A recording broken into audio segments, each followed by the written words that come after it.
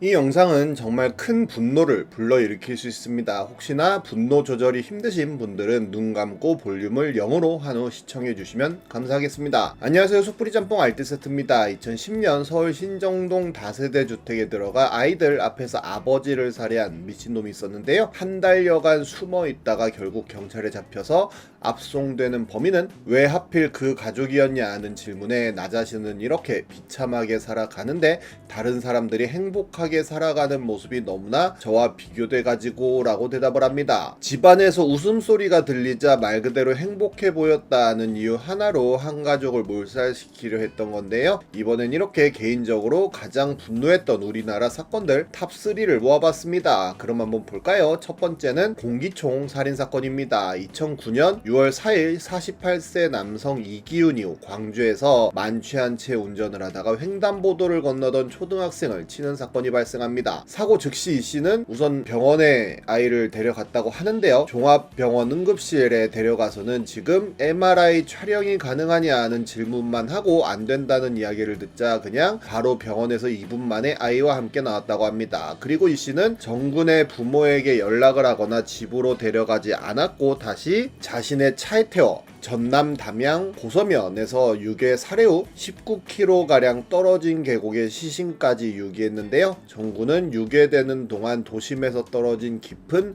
숲길만 이어지는 것을 보고 극심한 공포에 떨며 살려달라고 애원했지만 이 씨는 철저히 무시하고 오히려 폭행했다고 합니다. 그 이유는 딱 하나, 그가 무면허 음주운전이기 때문인데요. 이미 음주운전으로 면허 취소를 당한 상태에서 또 음주운전을 하다가 아이를 쳤던 것인데 아이를 치료해 줬다가 본인의 음주운전 사실이 밝혀질까봐 두려워서 이런 짓을 저지른 것으로 드러납니다. 이 사실이 밝혀진 것도 그가 술을 먹으면서 어린이를 산에 버렸다고 떠들었고 그것을 듣고 지인이 신고하여 경찰이 조사에 들어간 것이라고 하는데요. 당시 인테리어 업자였던 이 씨는 승합차로 생계를 꾸리는 사람이었는데 2005년에 음주운전으로 면허 취소, 2007년엔 무면허 운전 적발로 2년간 면허 시험 응시 금지, 2008년엔 운전면허 취소 사면 및 복권이 되어 2009년 9월이면 면허를 다시 딸 수 있었지만 6월에 음주운전 및 교통사고를 일으켰으니 적발되면 면허 재취득이 어려워질 것이란 생각에 극단적인 행동을 저지른 것이라고 하네요. 결국 사고 5일 후 경찰에 검거되어 구속되었는데 검찰에선 사형을 구형했지만 법원에선 무기징역을 선고했고 지금도 복역 중이라고 합니다. 다음은 여대생 청부 살인사건입니다. 평범한 법대생이자 사법시험 수험생이었던 당시 21세의 이대생 하지혜 양은 영남제분 회장의 부인인 윤길자로부터 오랜 기간 괴롭힘을 당하고 있었는데요. 하지혜 양의 이종사촌 오빠인 김현철 판사의 장모이기도 했는데 사위인 김현철 판사가 결혼 전에 사귀던 여성과 통화를 할 일이 있었고 장모가 이를 의심하자 사법고시 수험생인 하양이 자신에게 법 관련 질문을 자주 한다고 둘러댔고 이후로 윤길자는 하양을 사위의 불륜 상대로 의심했다고 합니다. 그리고 말 그대로 상상을 초월하는 행동을 벌이기 시작했는데 사위를 감시하기 위해 딸 내외의 방에 도청장치를 심고 재력을 이용해 하지혜 양의 미행을 지시한 건데요. 여기에 흥신소 직원들은 물론 현직 경찰까지 무려 25명이 동원되어 2중 3중의 미행망을 구축했고 윤길자 본인도 동네 아줌마처럼 변장하여 마을을 돌아다니며 직접 감시를 했으며 하양과 사위가 같은 건물로 들어가는 사진에 3억 원의 현상금을 걸기까지 합니다. 하지만 애당초 하양과 사위 사이엔 이종사촌이라는 것 외엔 불륜을 의심할 만한 아무런 증거가 없었고 하양의 동선을 보아도 의심을 품을 만한 정황은 하나도 발견되지 않았다고 하는데요. 당시 하양은 사법시험을 준비하며 매일 집, 학교, 도서관만 다니며 공부만 했기 때문입니다. 그렇게 윤길자의 명령을 받고 하양을 미행하던 사람들 모두 하양은 불륜과 무관하다고 결론지었는데 미행인들 중에 이제는 그만하자고 윤길자를 설득하는 사람이 생겨나면 윤길자는 오히려 도서관 지하에 비밀 출입구가 있는데 왜 도서관 안으로 들어가서 조사하지 않느냐고 화를 냈다고도 합니다. 그렇게 장장 2년 동안 미행을 했지만 아무런 성과는 당연히 없었다고 하는데요. 그러자 윤길자는 2000년 2001년 하양의 집에 딸 단속을 잘하라는 전화를 했고 되려 하양의 가족들에게 욕을 퍼부었다고 합니다. 결국 하양 일가는 2001년 윤길자를 명예훼손 혐의로 고소하여 접근 금지 가처분을 신청했고 승소하여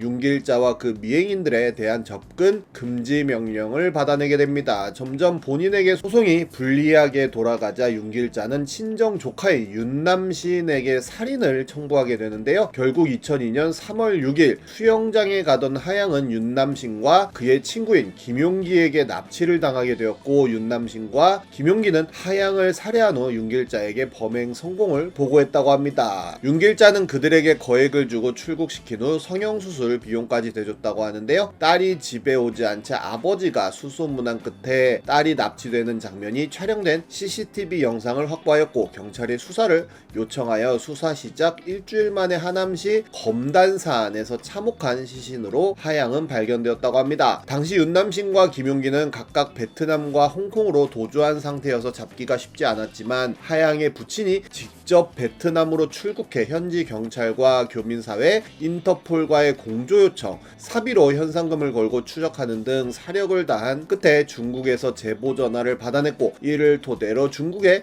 정보를 제공해 중국 경찰이 윤남신과 김용기를 체포하여 대한민국으로 압송합니다. 윤남신과 김용기는 경찰 조사에서 윤길자에 대한 자백을 해버렸고 결국 윤길자도 체포되는데요. 검찰은 윤길자, 윤남신, 김용기 3명 모두 사형을 구형했는데 결국 셋 다 무기징역을 받는 것으로 재판은 마무리됩니다. 그런데 주범인 윤길자는 감옥에 가서도 계속 말이 나왔었는데요. 2013년 시사 매거진 2580의 보도로 알려지게 되었는데 윤길자는 건강상의 이유로 형 집행정지 처분을 받고 하루 입원료가 200만 원이 넘는 한 의료시설의 VIP 입원실에서 생활하고 있었던 게 밝혀지게 됩니다. 크게 아프지도 않았고 심지어 외출도 다녀온 것으로 확인되었는데요. 이는 큰 파장을 불러일으켜 영남제분과 관련된 상품 불매 운동까지도 진행되었고 실제로 영남제분의 주가는 방송 이후 크게 하락하기도 합니다. 그리고 검찰은 허위 진단서를 발급해준 세브란스 병원 소속 의사와 돈을 건넨 영남제분 대표이사 류원기에게 구속영장을 청구하여 다 구속되었는데요. 피해자의 오빠는 1인 시위를 했는데 영남제분 관계자가 1인 시위하지 말라고 협박했다고 하며 한 직원이